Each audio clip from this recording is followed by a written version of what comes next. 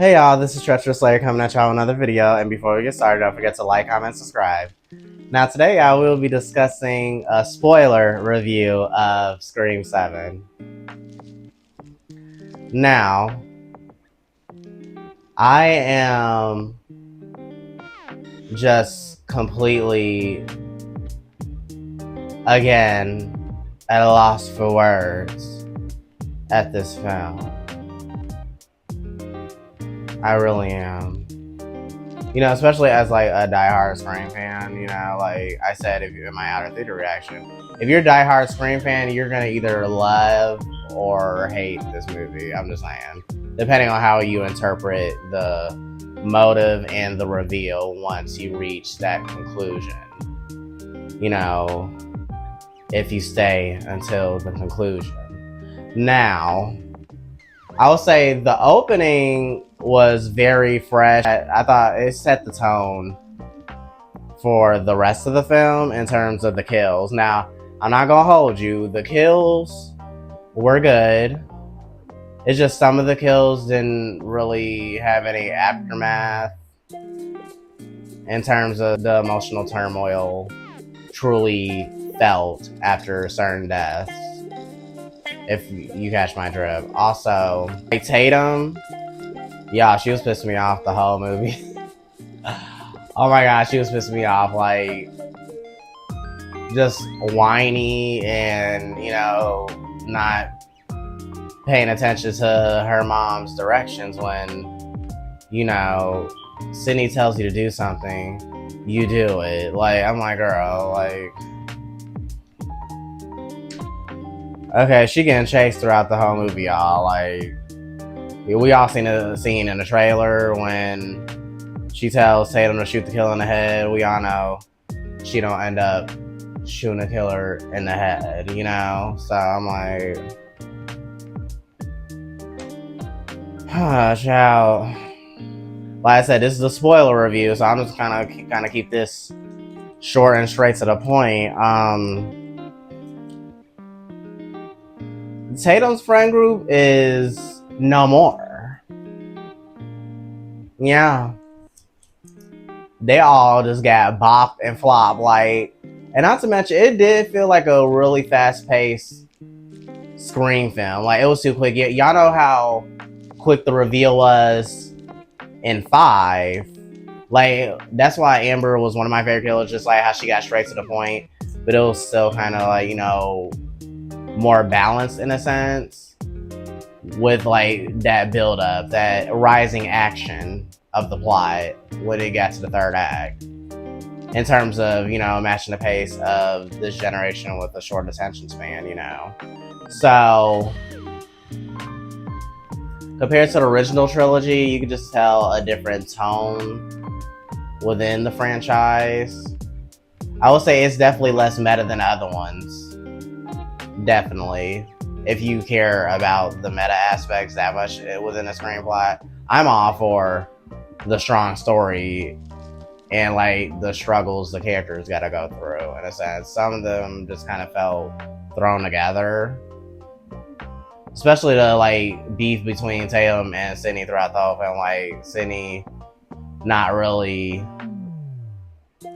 telling Tatum about her past, which we all understand why she would try to keep that a secret. But then again, from a fan of Halloween 2018, like, at least Laurie trained Karen for a hypothetical, you know, scenario if Michael Myers were to return, and Tatum was just lacking all those skills until, you know, the ending finale where she decided to embrace her mom's legacy by being the ultimate final girl. But like, why'd you have to wait to the final act? You know, it's I don't understand. Like, I don't know. Yeah, but like I said, Tatum's friend group is no more. Ben, he was a great red herring. I would say he was a very good red herring, especially when Tatum found him playing with the AI software on his computer.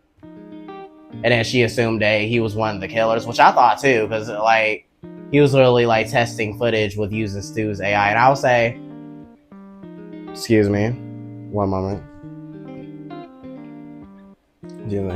I'll say Matthew Lillard did a phenomenal job as AI Stu.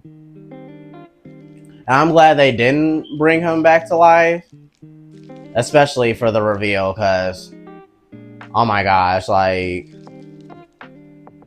I thought the reveal in 6 was weak, but I would say I feel like this is the weakest reveal since, like, 5 and 6.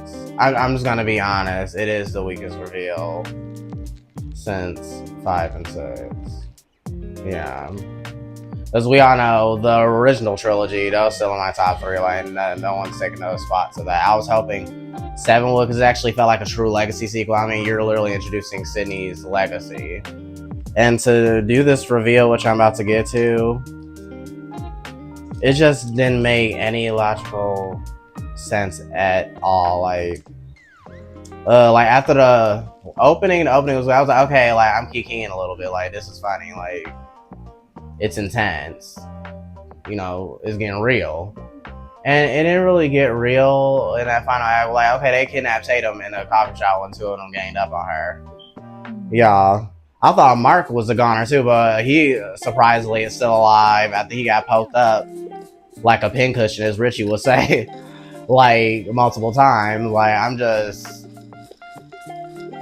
gagged. I don't know. I thought I wanted to leave the theater gagged, like, you're still alive? Like, for the person they chose, I'm like, y'all would have been better off bringing back Angelina. Like, I'm so serious. Like, why is everybody acting like she ain't secretly hiding somewhere? Like, I'm confusion. Y'all could have brought back Angelina, Charlie, somebody that actually made sense to the storyline. And I'm just like, I'm not understanding. So we get to the final act, y'all, because like I said, I'm gonna keep this like short and straight to the point. Why the hell we know one of the killer, Jessica? She revealed, I guess, as the mastermind of the duo. And then, well, technically there were going to be 3 killers. I forgot to mention there was a decent sequence with like Mark trying to have Tatum and Sydney escape the house, and the killer that was revealed in that scene when Gail and Chad and Minnie conveniently came and ran him over and killed him was some guy that was like me mugging Sydney in a coffee shop, and she was looking like, sir, may I help you? Like, do you need that? Do you need that real quick? You know. So they kill him. So technically he was the third killer. He was just, to me, like a throwaway character. And so was the second killer. I guess the second killer, y'all, was psych facility worker. And I guess their motive was they wanted Sydney to stay true to her roots back in 96 and still bop and flop a killer each generation. Yeah, that was the motive. And also Jessica was a survivor of domestic violence from her abusive husband, and she said thanks to Sydney's book Out of Darkness, it helped her escape that fear and like train her body. And then she admitted to bopping and flopping her husband, basically said that's what drove her to kill, is Sydney's tenacity to always bop the psychos that's always trying to threaten the peace in her life. So yeah, that was her motto. She was saying she missed the Sydney that was back in 96, not this like mom with a family and everything. And also, side note, for the subplot, I thought we were supposed to see some kind of rivalry between the male reporter and Gail. Didn't really see that. Gail was only in like 3 scenes, if we're being honest. And I'm genuinely shocked that they didn't kill Chad and Mindy. You know, especially since they're only, you know, in the franchise. I'm just saying, like, I was looking like, I'm shocked that they didn't get bopped and flop, because, yeah, it was pretty cutting it close. It just kind of gave there building up to, like, kill them, but Tatum's friend group didn't have a chance, and soon as, like, Hannah got killed, like, it was just a terror train until the end of the movie. Like, the terror train on Jamie Lee. Yes. it was like her friend group didn't stand a chance. Like, I'm like, damn. Potential husband gone. Like, I'm like, I'm like, so that was the movie. So obviously we see Tatum and Sydney defeat Jessica, and Sydney easily disposed of the psych facility worker. He didn't pose no threat. He was like just a throwaway killer, in my opinion. And yeah, I couldn't even stay to the credits. I really couldn't, because I was that pissed off at that reveal. Like I said, great build up, weak reveal. I'm like, y'all should have just made Jessica Leslie Mocker in disguise, because Amber already name dropped Leslie in 5. That's part of Sue's legacy. Scream is about legacy and, you know, continuing to the next generation, and that's just not present here at all. So yeah, y'all let me know down below in the comments what y'all think of Scream 7. And as a diehard Scream 7 fan, I will say I am disappointed at that reveal. Like I said, fantastic opening. I did love the opening. The opening was funny as hell. The couple was cute, and the actor and I loved him in American Vandal. So yeah, he did phenomenal. Like I said, no shade to the actors or actresses, but like, yeah, that plot was a chop. I'm sorry, an instant chop. I'm not even gonna hold you. So yeah, y'all let me know down below. And I'm Treacherous Slayer, and I'll see y'all later. Bye.